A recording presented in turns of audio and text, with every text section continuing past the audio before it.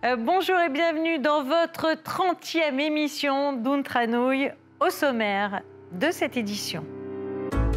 Entretien avec la présidente, le dossier, l'esprit des lois, quelques images consacrées à la fête nationale. Madame la Présidente, bonjour. Bonjour Madame Thomas, bienvenue au Conseil national. Merci beaucoup. Nous entamons cette semaine les séances législatives, mais nous avons encore le temps d'en parler. Mais la fin de l'année est traditionnellement consacrée à l'examen du budget primitif. Lors de l'examen du budget rectificatif, les débats avaient été plutôt tendus avec le gouvernement. Quel est votre état d'esprit aujourd'hui ?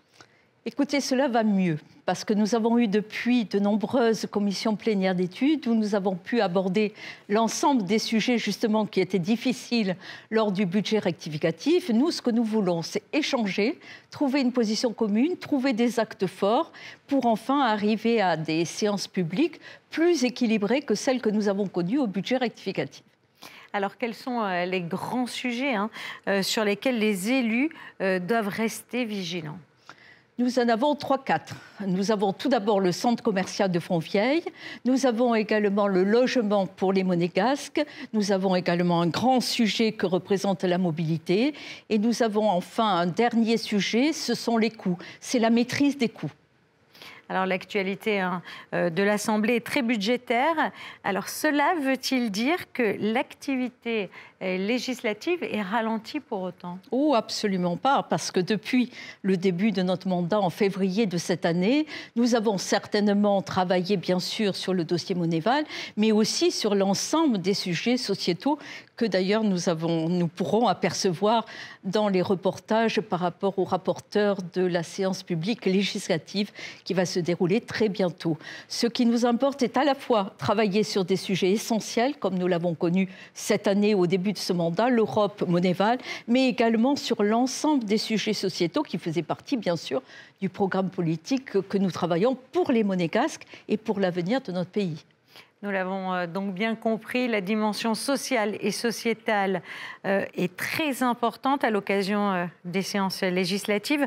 Je vous propose à présent de suivre un dossier consacré à la Commission des droits de la famille et de l'égalité, suivi de l'esprit des lois, avec Marie-Noëlle Gibelli, Béatrice Fresco-Rolfo et Franck Lobonneau.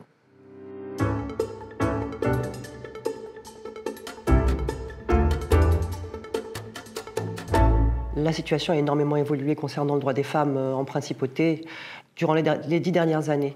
Maintenant, il y a encore beaucoup à faire. Et Dieu merci, parce que sinon ma commission n'aurait plus de travail. La commission a changé de nom d'ailleurs. Elle ne s'appelle plus la commission des droits des femmes, ce qui était le cas avant, mais elle s'appelle désormais la commission des droits de la famille et de l'égalité. Et de ce fait, il y a beaucoup de travail à mener en termes d'égalité de genre. Les travaux que nous menons aujourd'hui dans le cadre de la commission concernent l'égalité homme-femme sur divers sujets. Il peut y avoir la pension de réversion, où il y a encore d'énormes différences entre les droits des femmes et les droits des hommes. Il peut y avoir le congé parental, qui a évolué en droit public et en droit privé, sauf pour ce qui concerne les professions libérales, où nous venons à peine d'avoir le congé maternel, un projet de loi concernant le congé maternel pour les travailleurs indépendants, mais il reste à avoir le congé paternel maintenant. En ce qui me concerne à titre un peu plus personnel, mais un certain nombre de membres de ma commission me soutiennent également beaucoup sur le sujet, je travaille sur les droits de couples de même sexe. Parce qu'aujourd'hui, les couples de même sexe sont traités différemment des couples hétérosexuels et n'ont pas les mêmes droits en termes de pension de réversion, ni même en droit de succession. Un couple hétérosexuel paye 0 droit de succession, un couple de même sexe paye 4%, ce qui est tout à fait anormal. La problématique du chef de foyer est une problématique qui est totalement archaïque en principauté de Monaco, parce que le chef de foyer est déterminé par le sexe, et notamment le sexe masculin. C'est quelque chose sur lequel tout le monde travaille depuis pas mal d'années, mais qui implique les conventions bilatérales avec la France. C'est trop long Aujourd'hui, il faut vraiment que ça bouge. Le gouvernement en est conscient. Il y a des démarches qui ont été entreprises auprès des autorités françaises pour faire évoluer les choses. Et j'ai bon espoir là aussi que, j'espère, dans le courant de l'année qui vient, nous allons trouver une issue favorable pour transformer le critère d'allocation du chef de foyer, qui ne sera plus déterminé par le sexe, mais par le lieu du foyer lui-même. Le congé parental pour les hommes, donc le congé de paternité, a pas mal évolué en droit monégasque ces dernières années, puisqu'il a été intégré dans la fonction publique, il a été intégré également dans le privé, mais il reste à l'intégrer pour les travailleurs indépendants qui aujourd'hui n'ont absolument pas de congé paternel.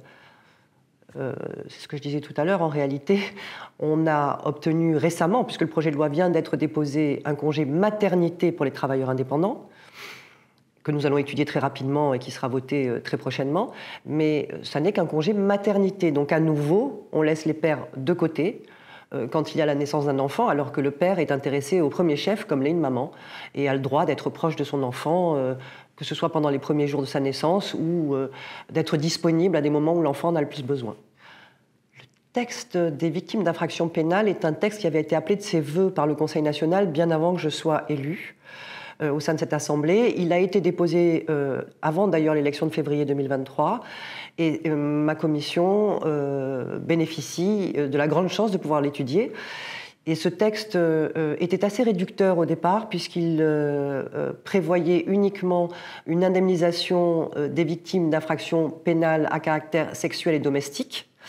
Et le travail de la commission a permis d'élargir énormément cette assiette et dorénavant, le gouvernement indemnisera lorsque le coupable n'est pas en mesure d'indemniser la victime. C'est le gouvernement qui se substituera à cette indemnisation pour toutes les victimes d'infractions pénales à caractère personnel.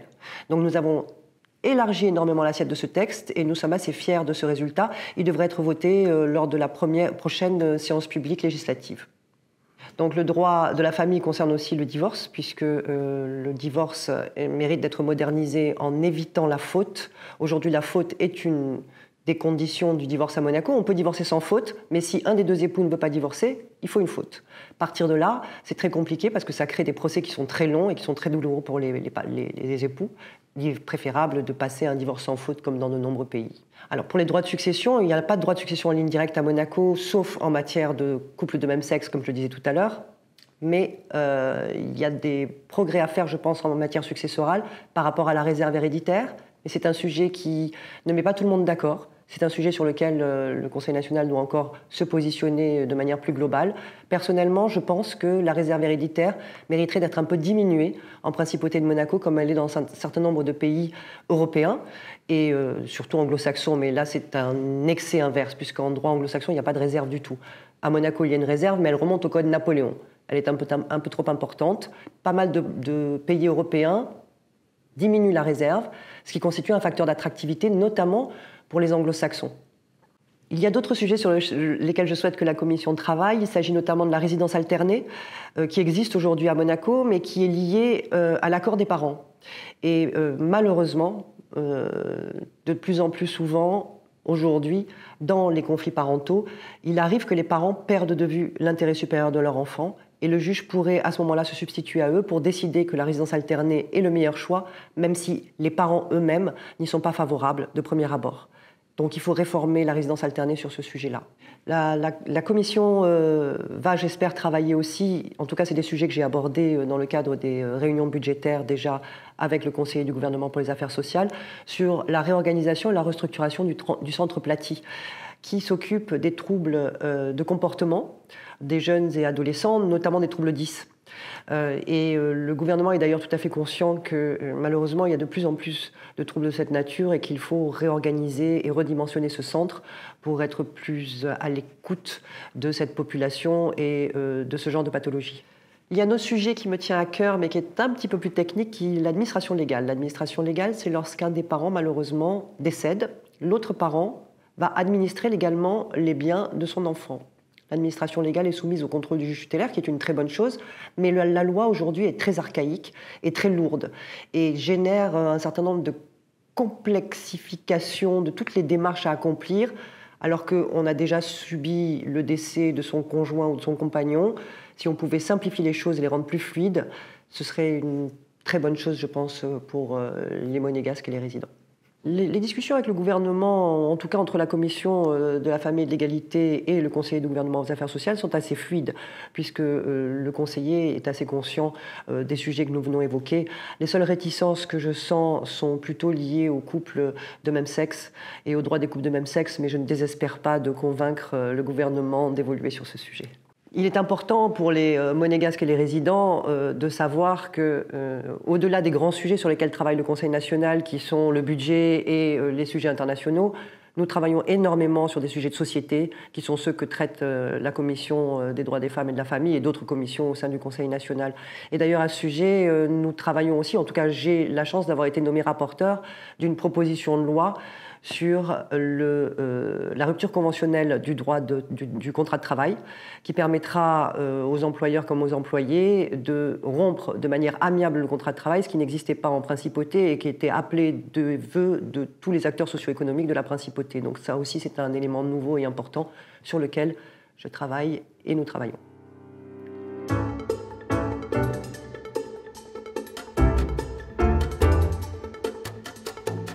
Alors, il faut savoir que ce texte est nécessaire parce qu'à ce jour, à Monaco, il n'y a ni texte réglementaire, ni texte législatif qui définit cette activité.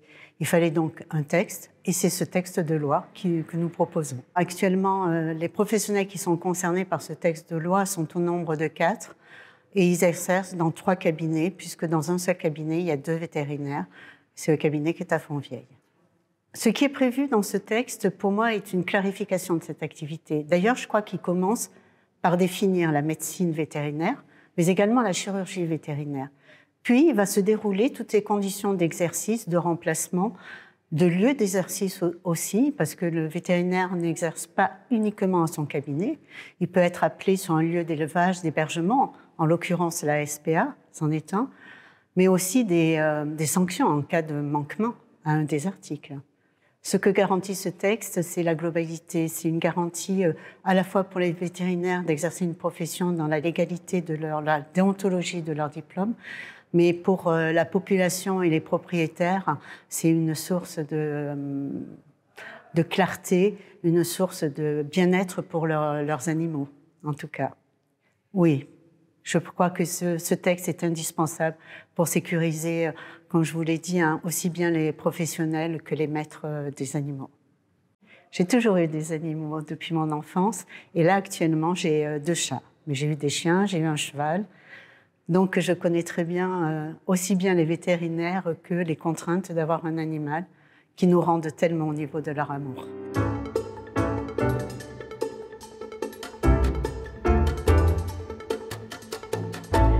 Le projet de loi sur l'allongement du congé paternité a pour but un peu d'harmoniser ce qui s'est fait déjà pour les fonctionnaires, les agents de l'État, c'est-à-dire d'augmenter le congé paternité pour les salariés. C'est vrai qu'actuellement, les jeunes papas disposent de 12 jours ou 19 jours, que ce soit pour une naissance simple ou une naissance multiple.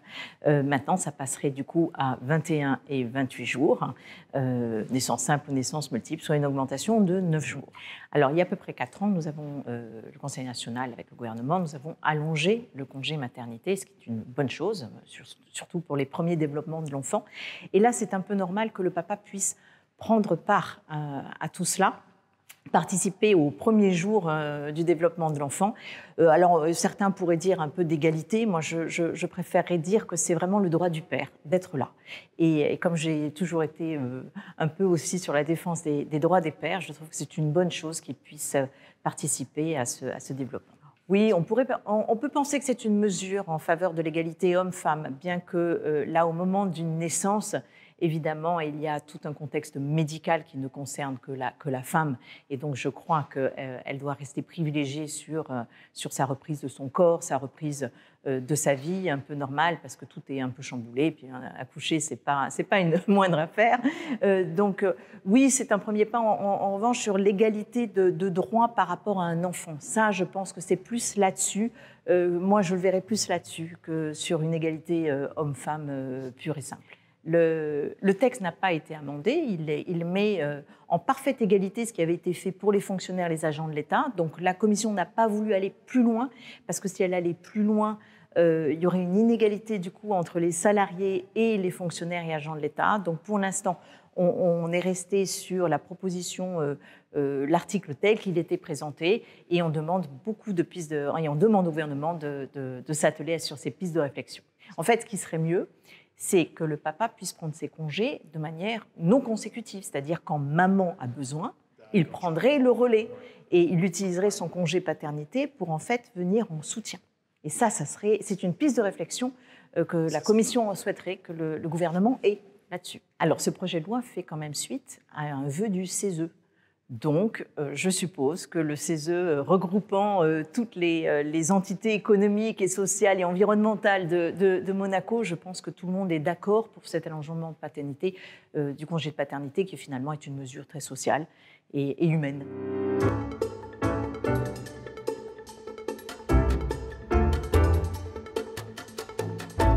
Alors vous savez, vous avez entendu mes deux collègues et amis Béatrice Fresco et Christine Pasquichula qui vous ont présenté de façon détaillée 2 textes qui ont été étudiés dans la Commission des intérêts sociaux et des affaires diverses, ce qui vous montre aussi que malgré la période très chargée au niveau budgétaire, les commissions continuent de travailler.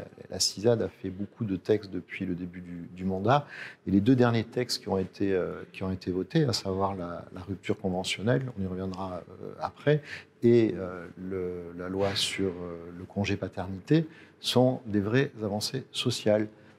Et ça, c'est l'élément fondamental de l'activité de la Commission des intérêts sociaux et des affaires diverses.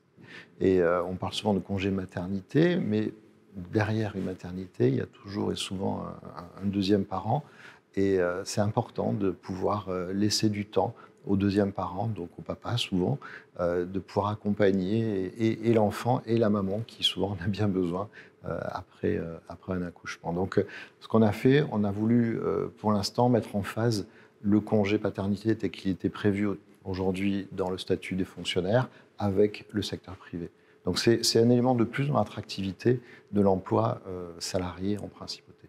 La rupture conventionnelle est une proposition de loi du Conseil national qui est à l'initiative de mon collègue Thomas Brézot, qui a travaillé sur ce texte de façon initiale, qui est revenu en commission. Je crois que c'est un texte pareil qui s'inscrit dans la modernité du droit social monégasque. Jusqu'à présent, quand vous vouliez vous séparer d'un salarié, c'était l'article 6, qui est quelque chose d'assez violent. Pour autant, on est en train de, je pense, avec cette proposition, d'arriver à créer un peu le divorce à l'amiable dans l'entreprise. Et ça, c'est une chose importante, parce qu'une séparation, ça ne se passe pas forcément dans le conflit. On peut trouver un terrain d'entente. Donc, c'est effectivement, je crois que c'est un texte qui est parfaitement équilibré et qui vient apporter de la souplesse dans la relation employeur-salarié, avec un équilibre qui nous paraît juste en l'état. Mais ce n'est qu'une proposition de loi qui a été votée en commission et qui maintenant va être transmise au gouvernement et qui pourra revenir vers le Conseil national avec, je l'espère, un projet de loi très rapidement. Un mot d'un sujet d'un dossier qui nous a beaucoup préoccupé en début de mandat, c'était la caisse de retraite complémentaire qui va prendre effet en début d'année. Donc ça, c'est quelque chose qui est très important. C'est encore en train de se mettre en place. On avait sensibilisé le gouvernement sur la reconstitution des carrières. C'est vrai que pas mal de personnes ont eu un petit peu de mal au début avec les systèmes informatiques. Je crois que ça va mieux. Voilà, et c'est quelque chose qui est en train de se mettre en place. Donc c'est imminent, c'est début janvier, et on a hâte que ça soit fait. C'est une bonne chose pour Monaco, pour la souveraineté de l'État. Voilà, donc ça, on est plutôt satisfait sur ça. Et puis, on a quand même un texte sur lequel on va revenir, parce que je crois qu'il faut le faire, c'est la pénibilité du travail, le travail de nuit. Donc ça, c'est au programme de l'année prochaine. Donc on va s'y atteler en début d'année pour regarder ce qu'il en est, de nouveau consulter l'ensemble des travailleurs et aussi des employeurs et de toutes les parties qui vont être concernées par ce sujet. Mais voilà, c'est pas simple, mais je crois qu'il faut s'y atteler et avec courage, on va essayer de regarder ce texte en essayant là aussi de trouver le juste compromis en prenant en considération aussi le tissu économique de Monaco qui est un peu particulier puisqu'on a essentiellement des petites entreprises. Donc, comme vous voyez, on a un calendrier qui est encore bien chargé au milieu du reste, puisque, comme tous mes collègues, on est aujourd'hui en ligne droite sur le budget avec la volonté de trouver aussi là les meilleures solutions pour la Principauté de Monaco. Alors, un autre dossier a beaucoup occupé le Conseil national ces derniers mois. Je parle bien sûr du dossier de Monéval et des textes sur le blanchiment. Où en sommes-nous actuellement ? Tous ces textes ont été étudiés dans la commission de législation présidée par Thomas Brézot. De nombreuses heures, vous vous en doutez bien, ont été consacrées à l'étude de ces textes. Nous avons à ce jour travaillé sur 3 projets de loi différents, bien sûr, dont un que nous avons voté dans cette séance publique législative. Il nous en restera un à étudier que nous voterons certainement dans les meilleurs délais. Un sujet très important qui nous a occupé beaucoup de temps, effectivement. Sur ce sujet notamment, je vous propose d'écouter Thomas Brézot, le président de la commission de législation.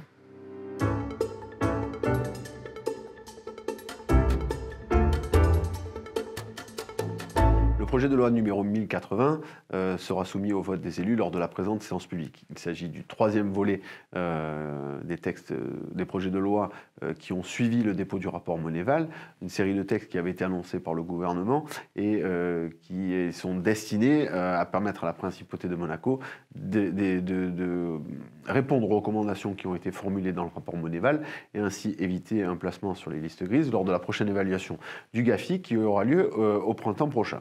Ce 3e volet concerne essentiellement la justice, l'efficacité plus précisément de la procédure pénale et l'effectivité des sanctions. C'est-à-dire que ce texte avait pour objectif de permettre de faciliter les procédures en les rendant plus efficaces, en raccourcissant les délais, en permettant aux juges de prendre plusieurs mesures plus efficaces en vue de la saisie, en vue de la confiscation de certains biens, mais également de notre côté sur le volet plus répressif, d'alourdir les sanctions, notamment en matière de financement du terrorisme, de créer de nouvelles infractions, mais en tout cas d'alourdir le système législatif, de rendre ces sanctions plus dissuasives pour ce qui concerne la lutte contre le blanchiment, la criminalité organisée, le terrorisme et autres. Depuis le dépôt du rapport Monéval en janvier 2023, il s'agit du 3e texte, comme je l'indiquais, en matière anti-blanchiment qui a été voté par le Conseil national. Les élus ont toujours mis en œuvre les travaux nécessaires pour voter ces textes le plus rapidement possible afin de permettre au gouvernement ensuite de les mettre en œuvre. Rappelons que ce qui est souhaité par le rapport Monéval, c'est que la législation monégasque soit en conformité, ce qui était en grande partie le cas sous réserve de quelques adaptations, mais tous les travaux qui ont été réalisés par les conseils nationaux au cours de ces derniers mois s'agissait de rendre le dispositif anti-blanchiment plus efficace afin de permettre au gouvernement de mettre en œuvre ces dispositions et démontrer l'effectivité du dispositif anti-blanchiment aux évaluateurs du GAFI qui se rendront en Principauté de Monaco au printemps prochain et qui décideront de son placement sur la liste grise ou non. Donc, d'un point de vue législatif, quelques adaptations effectivement étaient menées et il appartient maintenant à l'exécutif de mettre en œuvre ces textes. Malheureusement, on a pu constater encore certaines dérives, certaines lenteurs dans cette mise en œuvre des dispositions législatives, notamment, par exemple, le service de gestion des saisies et des confiscations des avoirs du crime, qui a été créé en novembre 2022 et qui devait rentrer en vigueur le plus rapidement possible. Malheureusement, l'ordonnance d'application n'a été rendue qu'au mois d'octobre, n'a été publiée par le gouvernement qu'au mois d'octobre 2023, soit 11 mois plus tard. On peut regretter malheureusement ces lenteurs-là qui, j'espère, ne préjudicieront pas trop à la Principauté de Monaco dans le cadre de la prochaine évaluation par le GAFI. Un 4e projet de loi a été déposé sur le bureau du Conseil national par le gouvernement la semaine dernière et qui comporte à nouveau 120 articles qui est destiné finalement à peaufiner les 3 précédents textes qui ont été votés, mais également les 5 textes qui avaient été votés au mois de novembre 2022 lors de la précédente mandature. Donc ce dernier volet devrait finir par parfaire les dispositions législatives. J'espère qu'il sera voté le plus rapidement possible d'ici la fin de l'année ou peut-être en session extraordinaire au mois de janvier 2024. Du point de vue du Conseil national, nous ne pouvons que nous féliciter d'avoir mis en œuvre tous les moyens nécessaires pour pouvoir voter ces textes dans les temps. Nous le ferons encore pour ce 4e texte. Nous avons par ailleurs voté un certain nombre de crédits importants pour permettre au gouvernement de recruter un personnel abondant pour venir garnir les rangs de l'autorité monégasque de sécurité financière, pour se doter des outils les plus performants en la matière, pour leur permettre d'exercer leur mission dans les meilleures conditions possibles. Et nous continuerons à le faire lorsque le Conseil national sera sollicité sur ces points, c'est une évidence. La balle est désormais dans le camp du gouvernement et nous espérons qu'ils mettront en œuvre tous les moyens nécessaires pour que nous puissions éviter une issue défavorable sur ce dossier. Madame la Présidente, nous arrivons à la fin de cette émission. Alors on le voit, votre actualité est extrêmement chargée. Beaucoup de débats vont animer ces dernières semaines avant la trêve de fin d'année. Êtes-vous toujours dans un état d'esprit d'unité et d'union nationale, pour reprendre une expression que vous aimez beaucoup? J'adore cette expression. L'Union nationale représente tout ce que nous sommes aujourd'hui. Certes, nous avons des débats, parfois même très animés, mais pour arriver toujours à la fin à un consensus. Nous représentons dans ce groupe politique l'Union l'ensemble des sensibilités politiques de la principauté, ce qui est depuis fort longtemps inédit à Monaco, et ce depuis le mois de février. Donc vous vous doutez bien de toutes les discussions, échanges, débats, les amendements pour les projets de loi, enfin pour arriver à toujours trouver des solutions médianes. Moi, je trouve ça extraordinaire parce que c'est un groupe uni, resserré et qui travaille pour Monaco, pour les Monégasques et pour notre devenir. C'est formidable. Madame la Présidente, merci de m'avoir accordé cet entretien. Merci, Madame Thomel. À très bientôt. Alors, je vous propose que l'on se retrouve par contre ce mardi à 17 h sur Monaco Info pour cette séance législative. Tout à l'heure, vous parlez d'unité nationale. Le meilleur moment pour l'évoquer, c'est bien sûr le 19 novembre. Je vous propose que l'on clôture cette émission avec ces belles images consacrées à la fête nationale.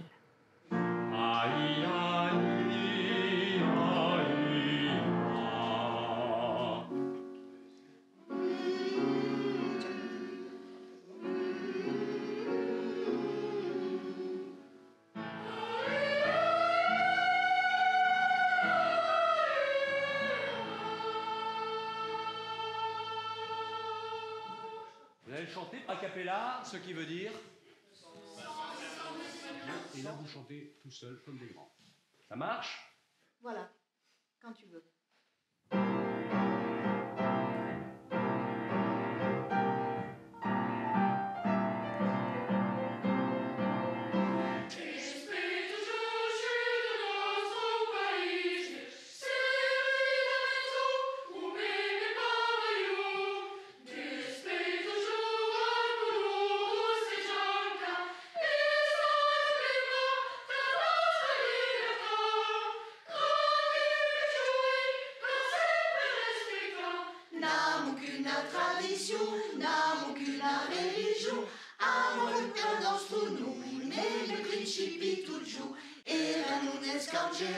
Tanto sorriu ligeira, Dio sempre l'aggiuterà e Remme scangerà.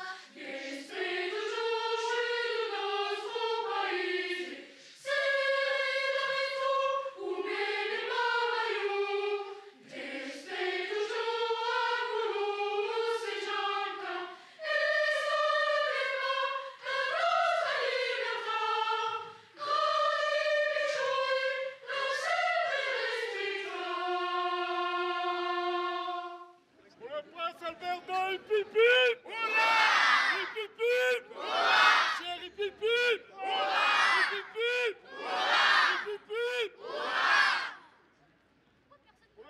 Jacques et Pipi!